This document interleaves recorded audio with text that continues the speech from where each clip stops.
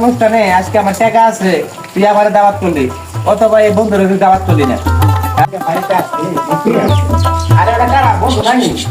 বন্ধু কেমন আছে রে বন্ধু? বন্ধু আছি ভালো। কই থেকে আসতেছ?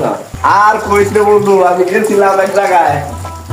কেমনে কই চরম ভাই বাবা আছিস তুই? আছি আলহামদুলিল্লাহ। কই থেকে আসতেছ এই অবস্থায়? এই কথা আবার কাউকে কইস না। দোকানে কোন তুই থেকে আমি তোর কামলাই তো দিলাম। ও আচ্ছা যাক, বন্ধু মানুষ এটা একটু কর্ম করে খাইছি। তুই কাউকে কি কইস না, আমার তো চরম ভাই না। হ্যাঁ, ফোন রাখ, আমি তো কথা বলি। কইস না। কি রে কেমন আছে বন্ধু? আরে বন্ধু কেমন আছো? রাহুল ভালো আছি। তুই কেমন আছো? ভালো, তুই ভালো আছো?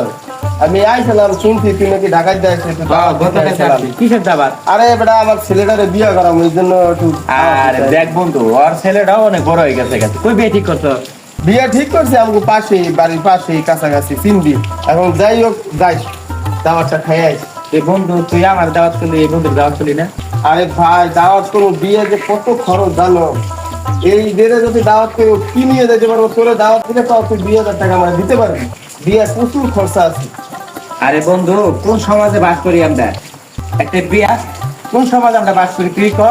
তার মানে বোঝা গেল যে এই সমাজে টাকা আলারই মূল্য আছে, যার টাকা নাই তার কোনো মূল্য নাই এই সমাজে এখনকার বর্তমানে। তাই বোঝাইতেছে, কারণ এদের হলো গরিব মানুষ, তারা তো মন চাই মাসে কিছু ভালো মতো খেতে। আর একসাথে আমরা চলাফেরা করছি, আজকে আমার টাকা পয়সা আছে দেখে তুই আমার দাওয়াত করলি, আর আজকে বন্ধু একটা গরিব হয়ে কৃষি কাজ করে দেখে বন্ধুকে মূল্যায়ন করতেছেন না। আর সরম দিস না, থাক রাগ হইছে বন্ধু, যাইস তোরা দুইজনে যাইস। তোর বিয়ে আমার দাওয়াত খাওয়া যাইবো না, কারণ বন্ধু তুই আমার ভালো করে কথাই কস নাই। মন খারাপ করিস না, মন খারাপ করিস না, যাইস বিয়ে পেট ভরে খাই আইস, ঠিক আছে? আমি একটু তারা আছে, আমার যাইতে হইব, ঠিক আছে? আমাদের সমাজে বর্তমানে এখন এগুলোই চলতেছে, তাই সমাজের বাস্তব কথাগুলাই আপনাদের সামনে তুলে ধরলাম। অবশ্যই ভিডিওটা কেমন হচ্ছে কমেন্ট করতে কেউ ভুলবেন না।